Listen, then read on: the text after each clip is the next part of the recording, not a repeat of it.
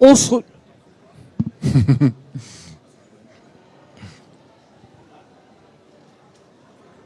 On se retrouve depuis le hall 2 de la foire de Châlons sur le stand de l'Union pour évoquer un sujet qui intéresse beaucoup de monde, c'est le granulé de bois, les pellets de bois, qui constituent une source d'énergie de plus en plus prisée par les Français, aussi bien les particuliers que les entreprises et les collectivités.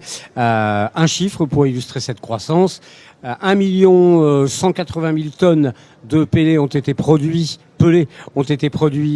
cette année et il y en aura 2 100 000 tonnes produits l'année prochaine. Pour nous confirmer ces chiffres et pour nous parler de ce marché, Éric Vial, vous êtes le délégué général de ProPellets, une association qui regroupe beaucoup de professionnels du secteur, dont au passage CPE Bardou, qui est une entreprise régionale. Donc Éric Vial, ProPellets, l'objectif c'est de promouvoir le pellet. Oui, de promouvoir le pellet, le chauffage au granulé de bois, de faire l'animation de la filière, faire que les professionnels travaillent ensemble et travailler sur la qualité de l'appareil, la qualité de l'installation, la qualité des produits, et puis communiquer, faire de la formation, informer le marché sur les choses qui se passent dans la filière et faire que tout se passe bien et se développe le mieux possible. Je ne sais pas si vous l'avez en tête, mais ça représente combien de professionnels, combien d'emplois ? Globalement, c'est 20 000 emplois. Tout peut passer partout, c'est 20 000 emplois. Après, le nombre de professionnels, ça varie vraiment parce que sur l'installation, par exemple, on va être à 5-6 000. Sur uniquement une partie, les distributeurs, il y en a beaucoup aussi. On n'a pas de chiffre exact vu que le produit se distribue un peu partout. Alors, vous parliez de la qualité des granulés. Oui. Ça veut dire qu'il existe des qualités très différentes. Comment on reconnaît un bon granulé ? Alors, il n'y a pas de qualité différente. Vraiment, en fait, pour le client final, ce qui est important, c'est de regarder que le granulé soit certifié. Et il le voit sur le sac avec un logo qui représente la certification.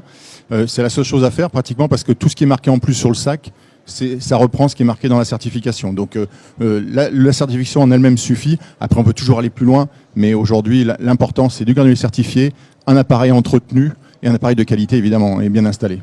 Alors, comment on explique la hausse que les gens ont constatée du prix des granulés ? Alors, la hausse du prix des granulés, elle est liée, d'abord depuis quelques mois, à une hausse significative du coût de production des producteurs. Donc ça, c'est le premier effet qui se coule, si on peut dire. On a une très forte augmentation d'électricité. Alors pour le particulier, ça se sent pas, mais un professionnel, il est entre 5 et 14 fois plus cher l'électricité, suivant le contrat qu'il a et à quel moment il se finit. Donc il y a déjà ce point. La matière première, la ressource bois augmente aussi. On a une certaine appétence de beaucoup d'industries sur ce produit-là, donc ce qui fait qu'on a une forte augmentation en ce moment du prix de la sciure qui sert à faire le granulé. Et puis tout ce qui va autour, le plastique pour faire les sacs, le transport pour déplacer les granulés, et ainsi de suite. On fait que le granulé a fortement augmenté, comme beaucoup de choses malheureusement aujourd'hui.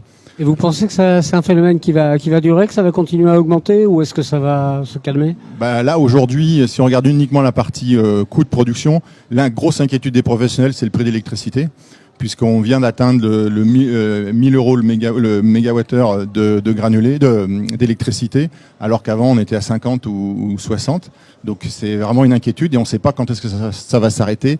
Les décisions de ce week-end au niveau gouvernemental et européen vont peut-être faire que ça va se calmer, mais pour l'instant, on n'en sait rien et c'est la grosse inquiétude.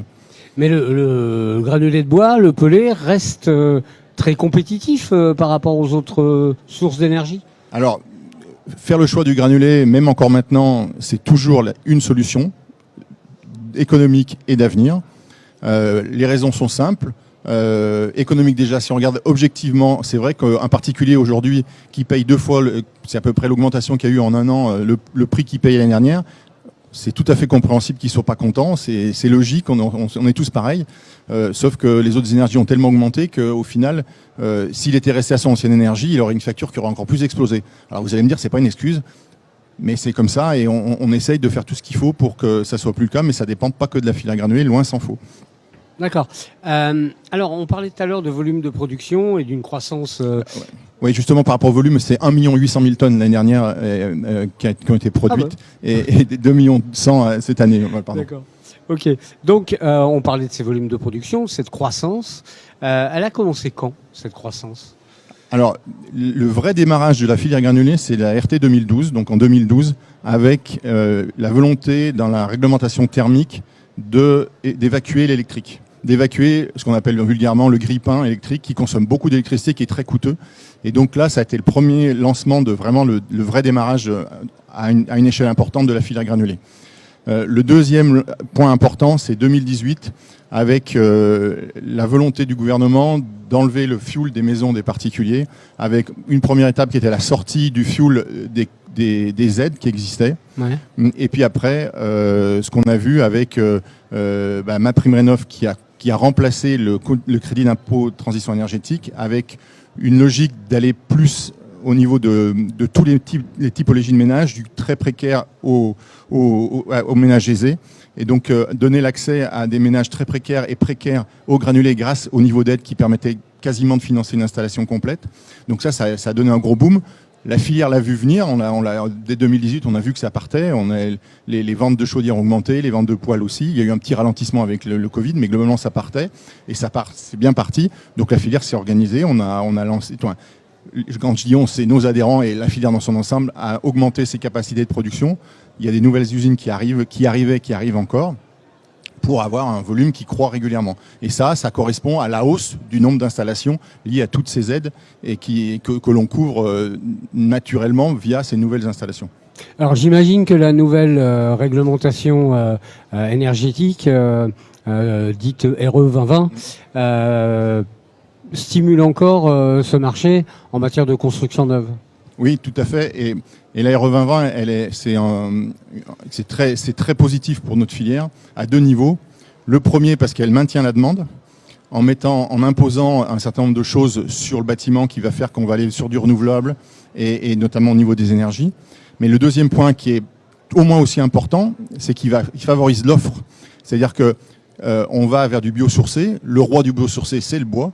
Donc ça veut dire plus on met de bois dans la construction, plus il y aura de sous-produits. Et ces sous-produits, c'est-à-dire la sciure, pour faire simple, c'est 90 à 95% de la matière première du granulé. Donc plus on va dans le sens de la RE 2020, plus on a de bois dans la construction, et plus on récupère, nous, entre guillemets, ce qu'on appelle des coproduits de cette industrie du bois, et donc on peut faire plus de granulés. Donc c'est ça, le double effet qui se coule, qui est important pour la filière. C'est à la fois la partie offre et la partie demande qui sont développées par cette RE 2020. Ok, écoutez, merci de toutes ces explications. Et puis, je rappelle pour finir que si vous cherchez des granulés, un fournisseur de pellets dans la région, il y a CPE Bardou qui est une référence. Oui, on peut dire ça. Ok, merci à vous. Merci à vous.